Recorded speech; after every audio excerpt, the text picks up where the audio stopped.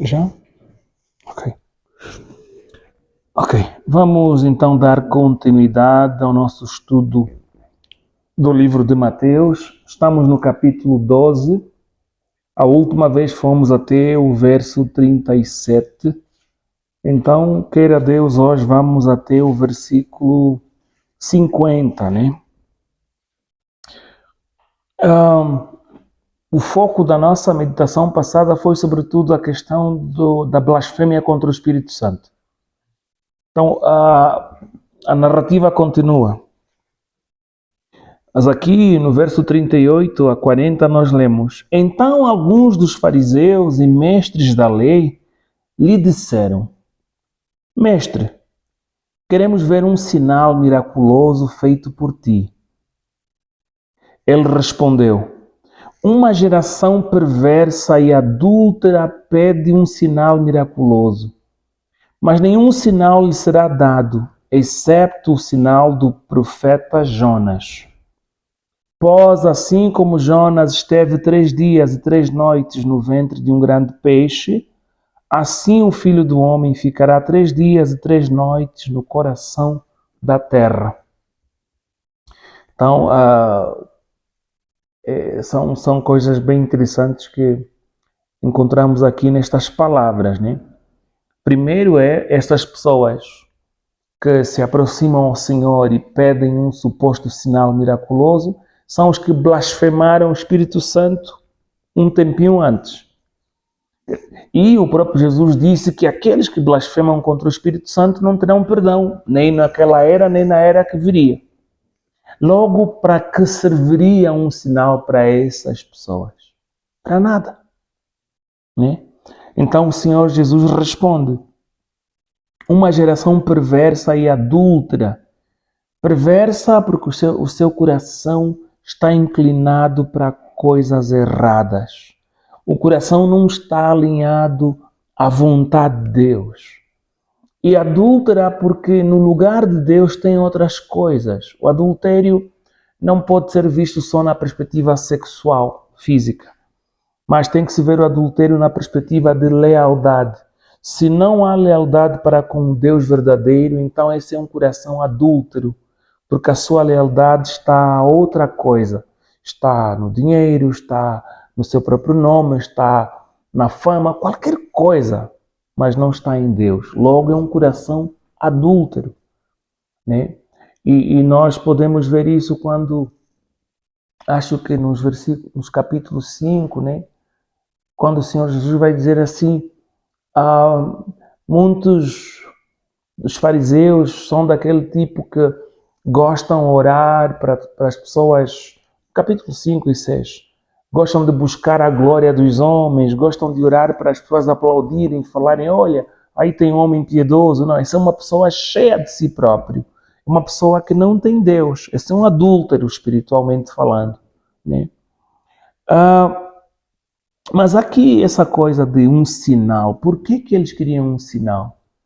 É porque na mente deste povo, o sinal, de alguma forma, devia ter o papel de autenticar a mensagem de um profeta.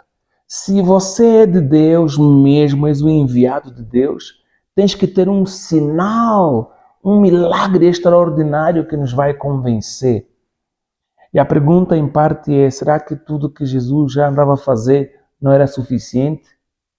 Porque é o mesmo Jesus que respondeu a João Batista: os cegos estão a ver, os coxos estão a andar, e a boa nova está a ser pregada aos pobres, aos necessitados. Para Jesus isso era suficiente. Mas para este grupo não, eles queriam mais alguma coisa.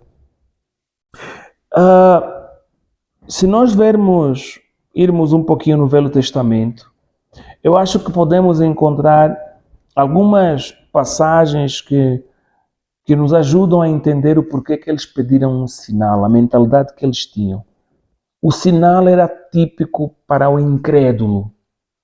Quem queria sinal era o incrédulo. É a pessoa que tinha dúvidas, que precisava de sinal. Vamos ler em Êxodos 4, de 1 a 9.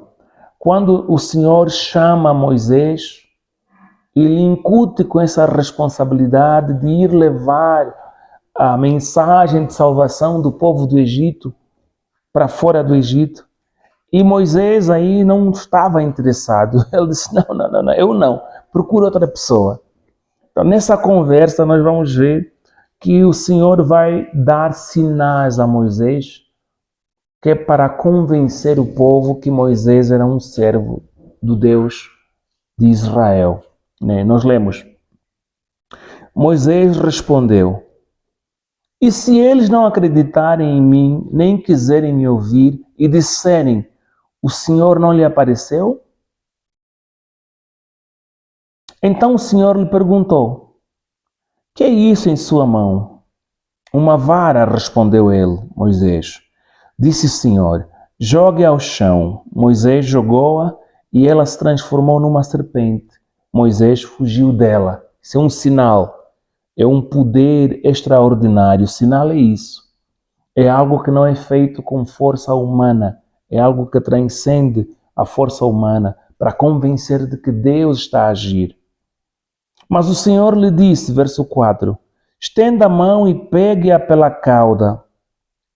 Moisés estendeu a mão, pegou a serpente e esta se transformou numa vara em sua mão. E disse o Senhor, isso é para que eles acreditem que o Deus dos seus antepassados, o Deus de Abraão, o Deus de Isaac, o Deus de Jacó apareceu a você. Quer dizer, que é sinal para convencer, para tirar a dúvida aos incrédulos. Disse-lhe mais o Senhor, coloque a mão no peito. Moisés obedeceu. E quando a retirou, ela estava leprosa, parecia neve. Ordenou-lhe depois, agora coloque de novo a mão no peito. Moisés tornou a pôr a mão no peito e quando a tirou, ela estava novamente como o restante da sua pele. Prosseguiu o Senhor, verso 8.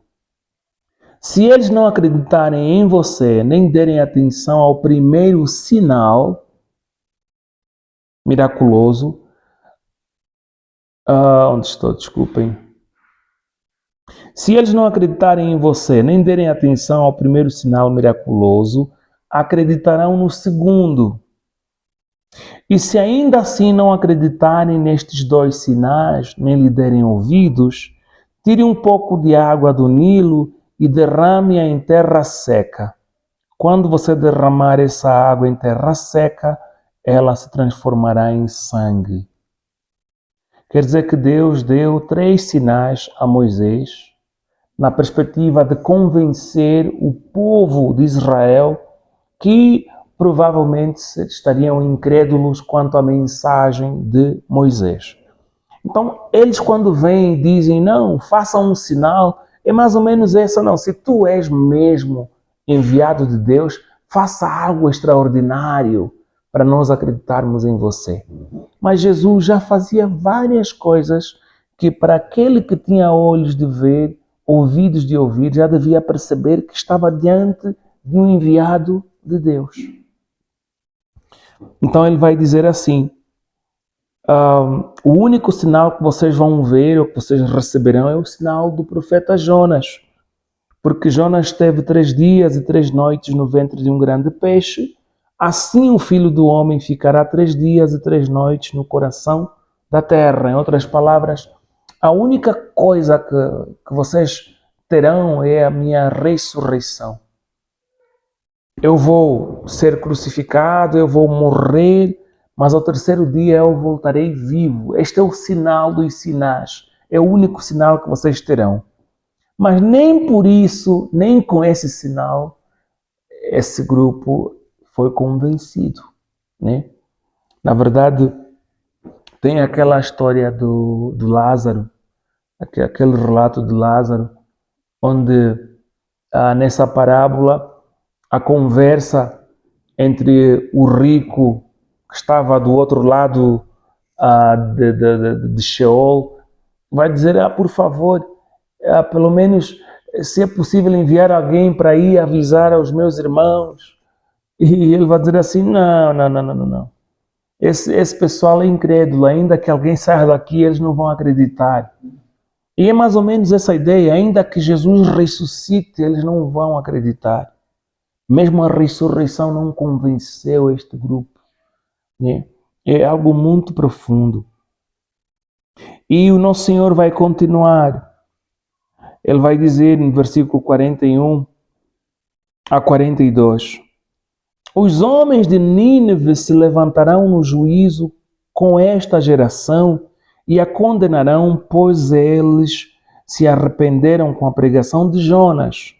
E agora está aqui o que é maior do que Jonas. É interessante, né, que ele fala que terão o sinal de Jonas. A imagem de Jonas ser engolido e ficar no ventre do peixe é a imagem de morrer. Não nos esqueçamos, quando fizemos um estudo de Gênesis, falamos que o deserto simboliza morte, que o mar também simboliza morte. Então, Jonas estar dentro do ventre de um peixe no mar, então é a imagem de um morto. Pois, então, quando ele é lançado de volta à terra vivo, é como se a ressurreição. Esta é a simbologia de Jonas. Mas ele está a dizer aqui, pegando mesmo no gancho de Jonas, a dizer assim, não, esse Jonas, no tempo dele, foi enviado a uma terra chamada Nínive. E a mensagem que ele levou àquele povo fez com que esse povo se arrependesse. Mas essa geração parece pior do que a geração de Nínive. Daí que ele está a dizer, os homens de Nínive se levantarão no juízo com esta geração e a condenarão, pois eles se arrependeram com a pregação de Jonas. E agora está aqui o que é maior do que Jonas. Em outras palavras, este grupo está diante daquele que é maior do que Jonas, mas eles não se arrependem. Na verdade, João Batista já pregou, né? Arrependei-vos e produzi frutos de arrependimento. Arrependei-vos porque se aproxima, é chegado o reino de Deus. Mas eles não aceitaram. O coração estava duro. E agora ele está a pegar essa imagem de Jonas, a dizer, não. Do mesmo jeito que Jonas foi levado a um povo, eles trouxeram a mensagem para que eles se arrependessem e o povo se arrependeu. Agora eu, Jesus, o Filho de Deus, superior a Jonas, vim com a mesma mensagem, uma mensagem até superior a de Jonas, e eles não estão se a arrepender. Continuam insensíveis, piores do que os gentios da terra de Nínive. Verso 42, ele muda, além do povo de Nínive, ele diz, a rainha do sul se levantará no juízo com esta geração e a condenará, pois ela veio dos confins da terra para ouvir a sabedoria de Salomão. E agora está aqui o que é maior do que Salomão. Em outras palavras, está aqui aquele que é mais sábio do que Salomão e vocês não querem ouvir a sua sabedoria. Está aqui aquele que tem uma mensagem de Deus mais forte, mais pura, mais profunda do que Jonas e vocês não querem se arrepender. Vocês são piores, vocês não valem nada, em outras palavras. E vamos notar uma coisa que ele está sempre a repetir. Desculpem. É a palavra essa geração. No verso 39 ele diz, uma geração perversa e adúltera pede um sinal. Ele está a caracterizar essa geração. É uma geração adúltera. No verso 41 ele diz, os homens de Nínive se levantarão no juízo com esta geração. O grupo que estava à frente dele, estes incrédulos. E no verso 42 ele volta a dizer, a rainha do sul se levantará no juízo com esta geração. Jesus está a repetir essa geração, por quê? Porque é um problema com aquela geração. Aquela geração do tempo de Jesus tinha um problema com Jesus. E essa geração que especialmente o Senhor está a caracterizar. Uma geração má. Uma geração com um coração maligno, fechado contra a verdade, insensível à boa nova. Então, essa linguagem que nós acabamos de ler no versículo 41 e 42 não é nova para nós. Porque já encontramos isso, na verdade, no versículo 3 a 6, onde Jesus vai dizer que é maior do que Davi, que é maior do que os sacerdotes e que é maior do que o templo. Já falamos isso no início, né? Então, é o mesmo fio. Jesus é maior do que do que Davi. Jesus é maior do que os sacerdotes. Jesus é maior do que o próprio templo. Inclusive, Jesus é maior do que Moisés. Por quê? Porque do mesmo jeito que Moisés lhe foram dados sinais para levar a mensagem a um povo, Jesus lhes apresenta uma mensagem a dizer, não, o único sinal que vocês receberão é aquele da ressurreição. E nem por isso vai vos mexer. Então, essa é a geração que rejeitou Jesus. É este grupo que no tempo de Jesus tinha um coração fechado e não havia nenhuma sensibilidade para a boa nova. Então, há uma comparação especial em relação àquela geração. E devemos enfatizar isso por quê? Porque temos paralelos com o Velho Testamento. Por exemplo, quando Noé é separado, o texto nos diz que Noé era justo na sua geração. A geração de Noé era perversa, mas Noé era justo naquela geração. E Noé também traz uma mensagem no sentido que a sua vida era oposta à corrupção do tempo dele. Deus lhe dá essa mensagem, olha, você vai preparar essa arca e eu vou enviar um dilúvio, vou destruir essa geração. O que aconteceu? Aquele povo não ouviu a Noé. Noé só entrou naquela arca com a sua família, com 7 pessoas. Então, aquela geração foi destruída. Essa é a mesma imagem que estamos a ver na mensagem de Jesus. Há uma geração que está a caminhar de forma incorreta aos olhos de Deus. E o perigo que vem à frente é igual. Vem aí uma destruição contra esta geração. Até porque ele já disse que não haverá perdão para essa geração, para aqueles que blasfemam contra o Espírito Santo. Do mesmo jeito que quando fechou a arca, o povo que estava fora não teve mais acesso para entrar na arca de Noé. Então temos aí um paralelo bem claro entre o tempo de Noé, a mensagem de Noé e o tempo de Jesus e a geração de Jesus. Né? É muito interessante vermos isso. Vamos em João 5, do versículo 5 a 14, porque achamos que tem aí um paralelo interessante.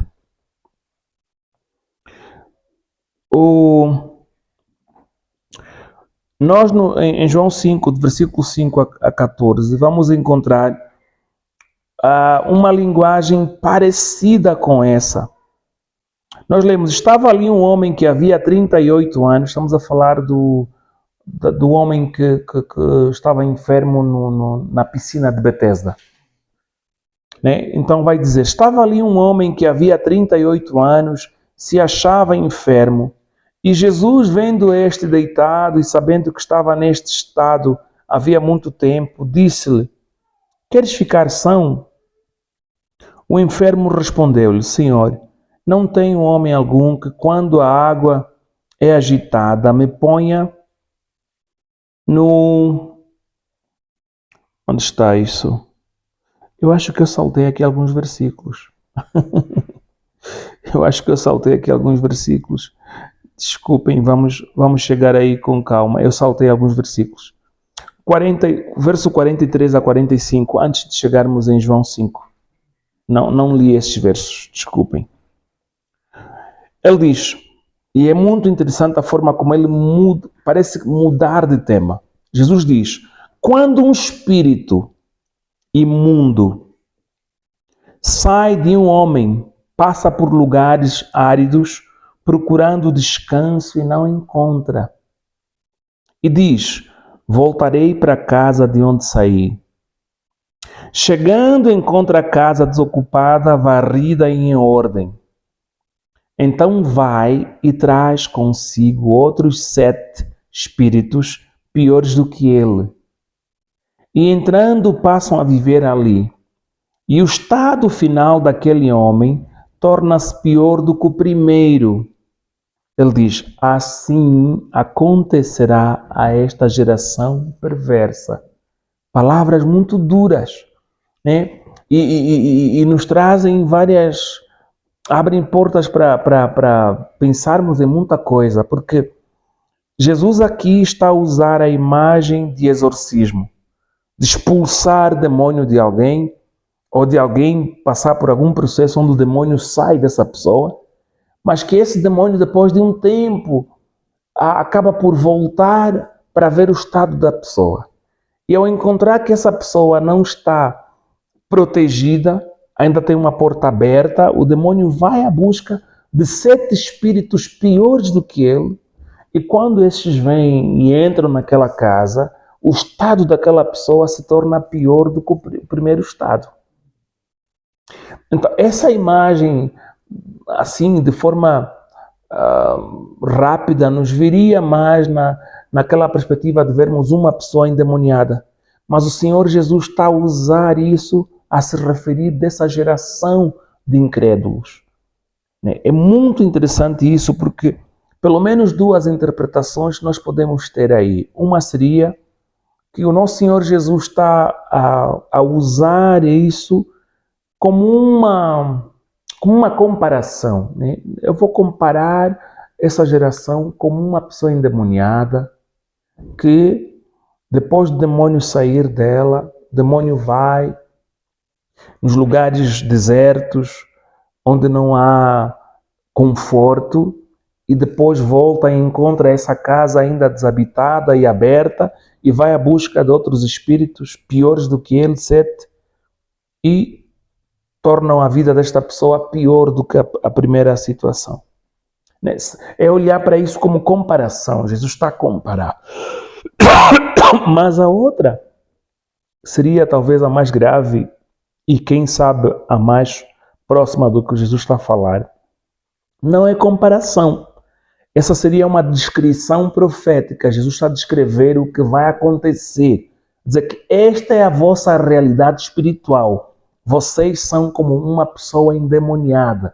Essa geração toda parece o caso de uma pessoa endemoniada, onde atualmente estão como se livres, não estão endemoniados, mas porque não estão a abraçar a Jesus, porque estão a rejeitar a segurança da sua casa, os maus espíritos virão e vocês se tornarão piores do que são agora. Né? Em outras palavras, endemoniados, a vossa incredulidade é demoníaca. Há um espírito maligno que se apodera de vocês e, atenção, vocês se tornarão ainda piores. É uma palavra muito dura da parte do nosso Senhor Jesus. E é assim que nós queríamos ver João 5, de 5 a 14, porque há alguma semelhança nessas histórias. No caso do enfermo que estava em Betesda, nós vamos ler. Estava ali um homem que havia 38 anos se achava enfermo. E Jesus, vendo este deitado e sabendo que estava neste estado havia muito tempo, disse-lhe: queres ficar são? O enfermo respondeu-lhe: Senhor, não tenho homem algum que, quando a água é agitada, me ponha no tanque. Mas enquanto eu vou, deixe outro antes de mim. Jesus disse-lhe: levanta-te, toma o teu leito e anda. Logo aquele homem ficou são e tomou o seu leito e andava, e aquele dia era sábado.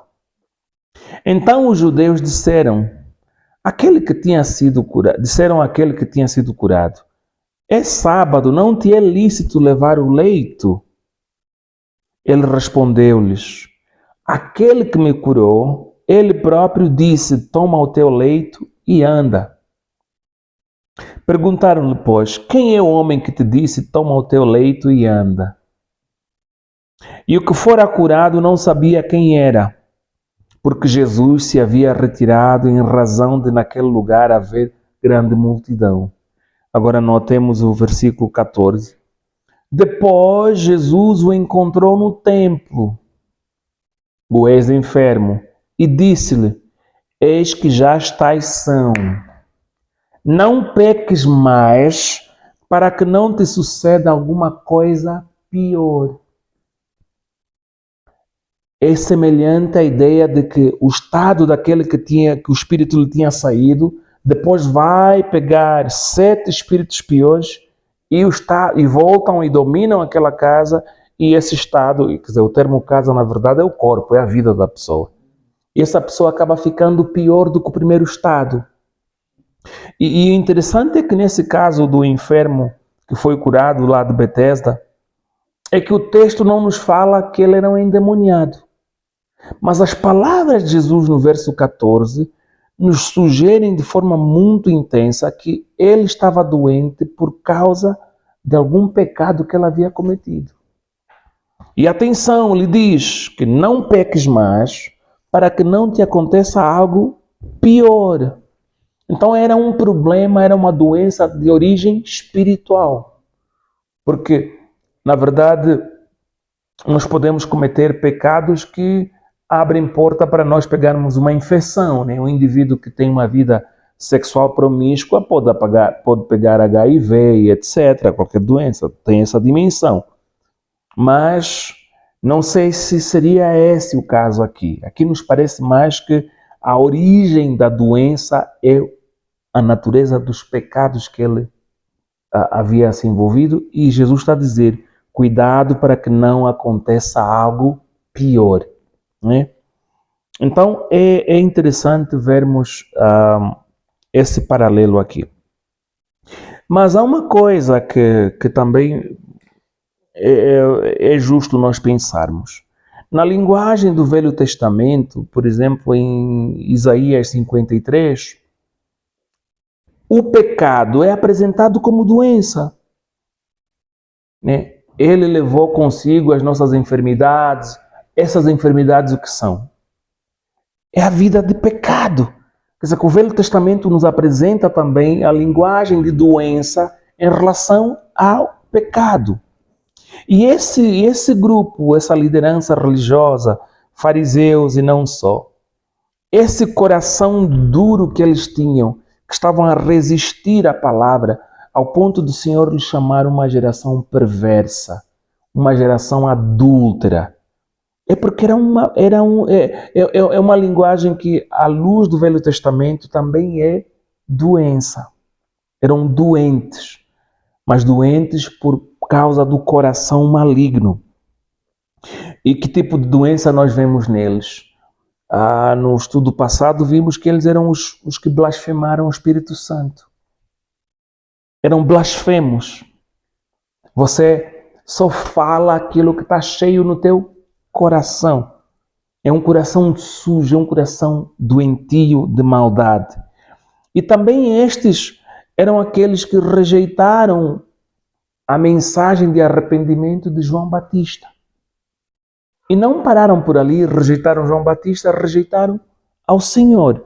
Vê o que é que nós, no capítulo anterior, havíamos lido, do versículo 16 a 19.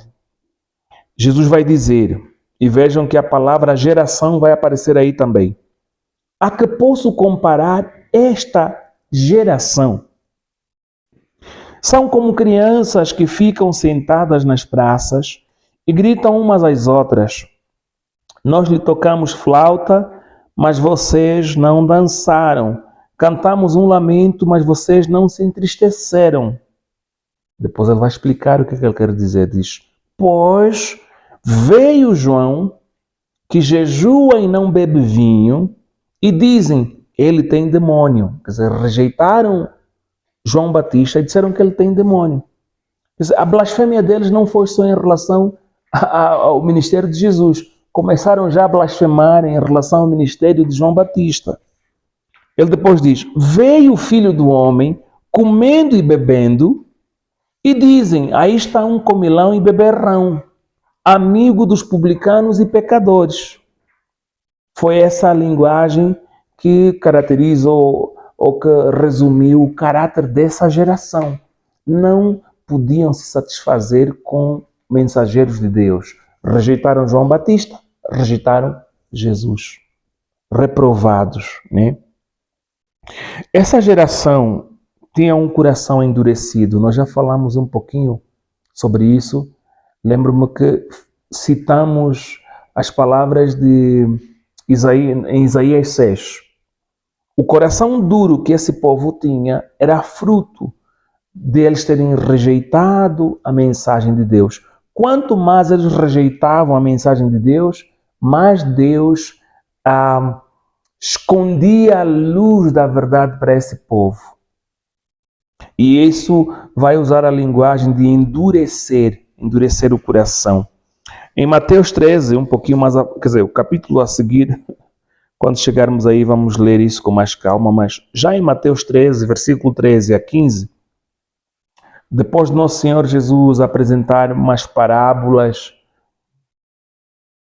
os discípulos perguntam ao Senhor: por que tu falas conosco na simplicidade, de forma direta, mas com os outros falas em parábolas?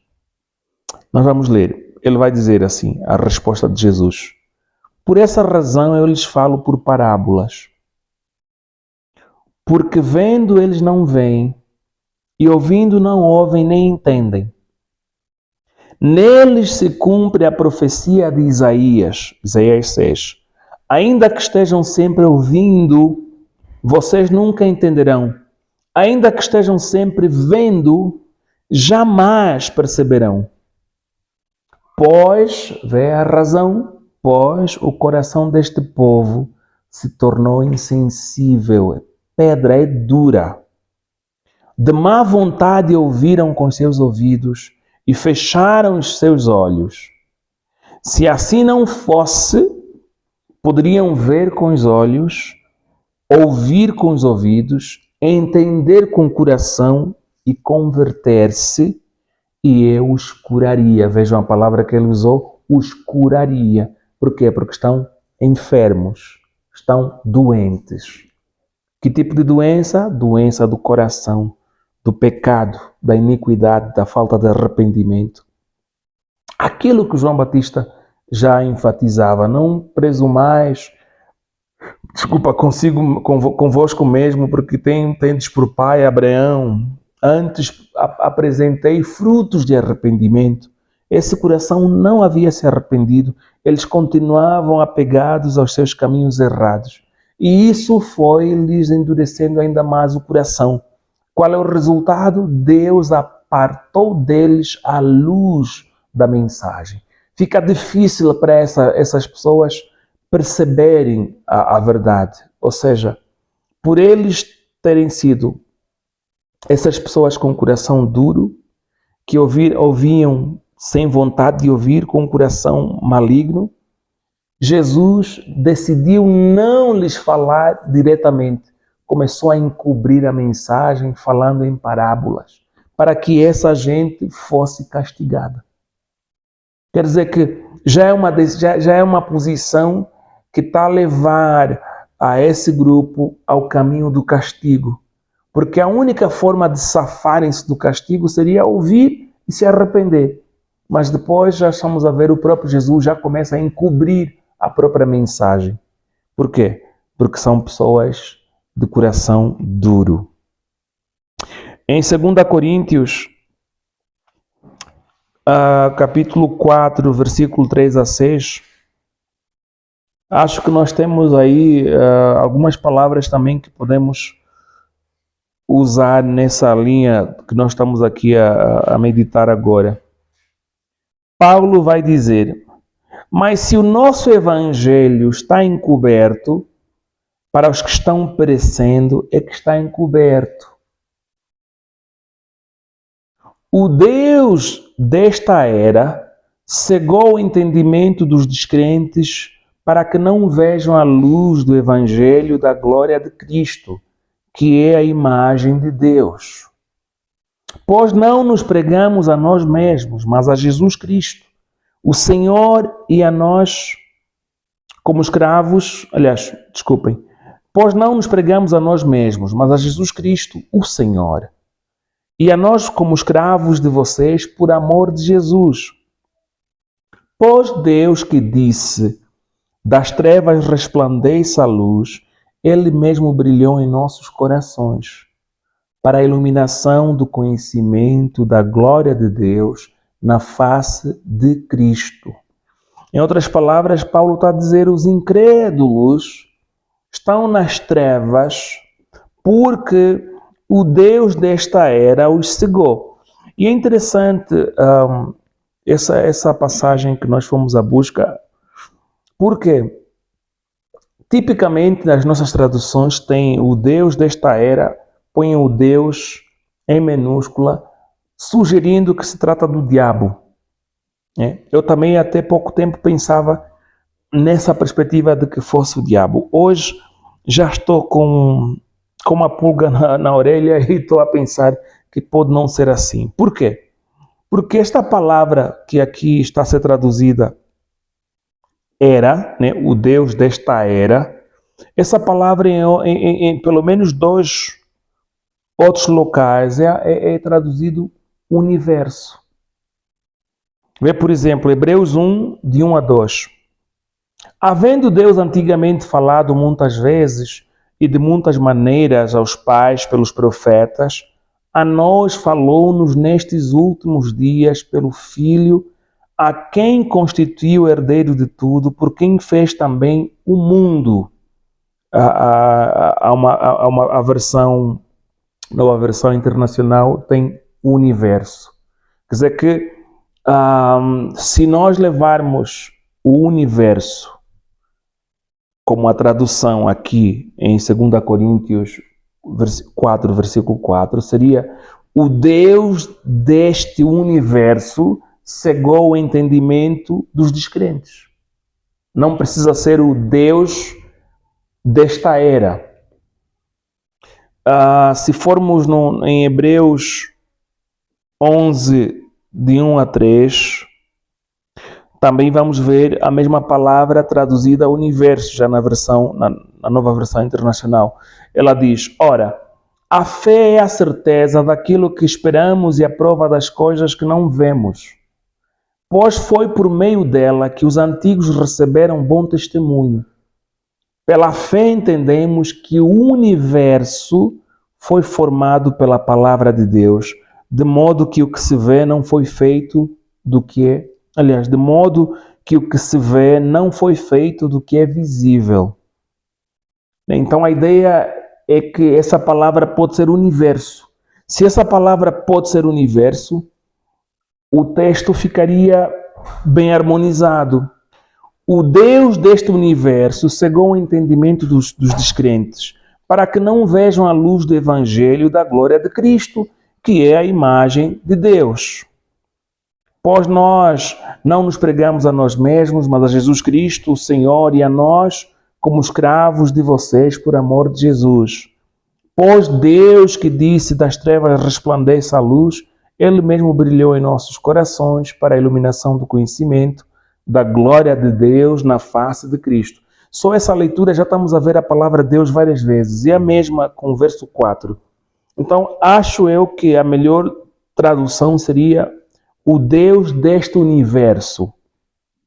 Até porque como nós vemos, o endurecimento do coração deste povo já foi profetizado em Isaías.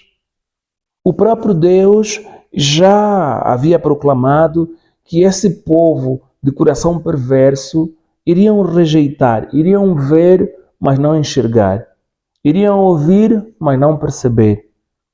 E é isso que estamos a ver quando o nosso Senhor Jesus está a falar em parábolas, porque não quer que eles entendam, porque o próprio Deus já decidiu castigar este grupo. Então, me parece que a melhor tradução aqui seria que o próprio Deus, o Deus verdadeiro, não o diabo, o próprio Deus verdadeiro é quem está a lhes endurecer como castigo.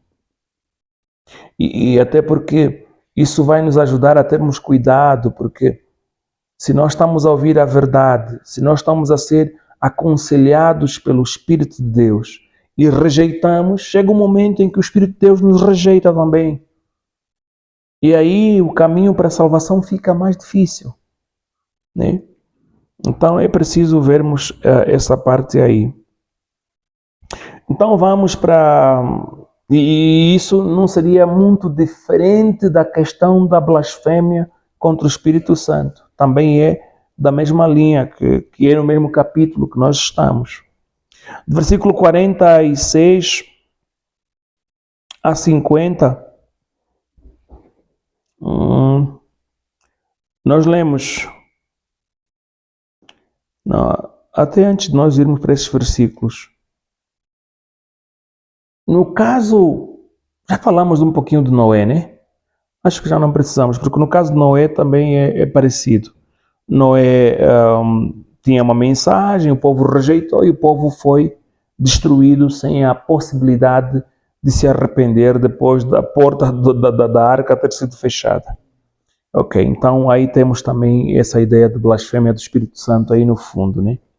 Ok, verso 46 a 50. Falava ainda Jesus à multidão, quando sua mãe e seus irmãos chegaram do lado de fora, querendo falar com ele.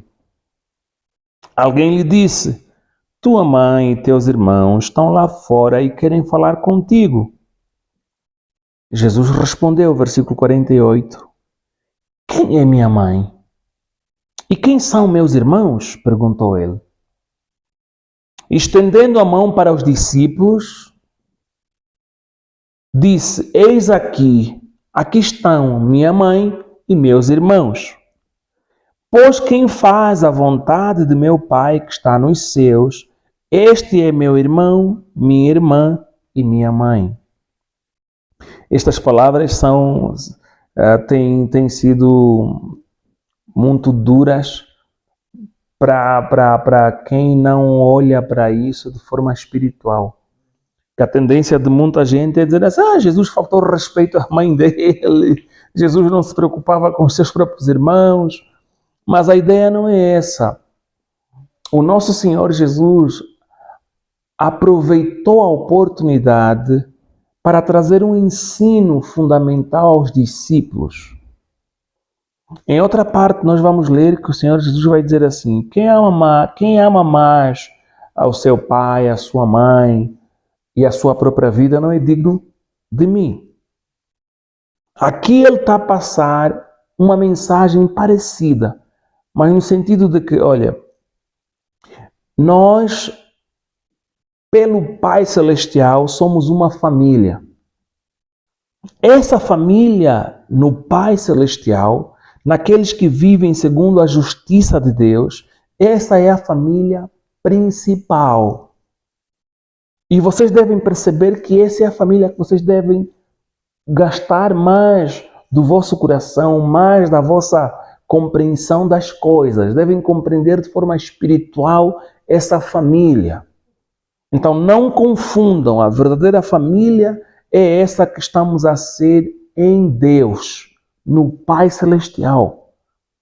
Então não é uma forma de desrespeitar a Maria ou os seus irmãos na carne, não.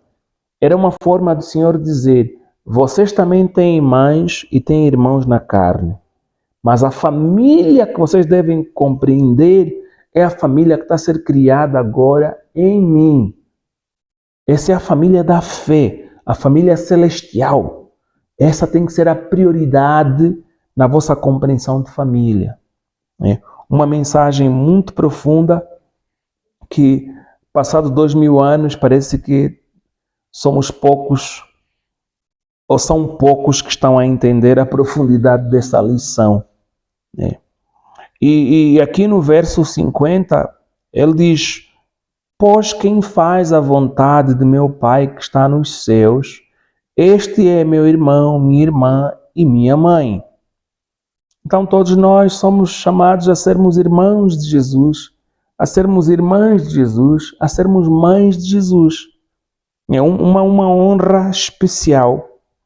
Mas a questão que ele deixa no ar aqui, que ninguém responde aqui, é exatamente essa ideia de que o que é fazer a vontade de Deus? Ele aqui não responde, ele só diz: quem faz a vontade de meu Pai que está nos céus, este é meu irmão, minha irmã e minha mãe. E acreditamos que a resposta para essa pergunta vamos encontrar no capítulo 21, só estamos ainda no capítulo 12. Então, que Deus nos abençoe e por hoje terminamos aqui.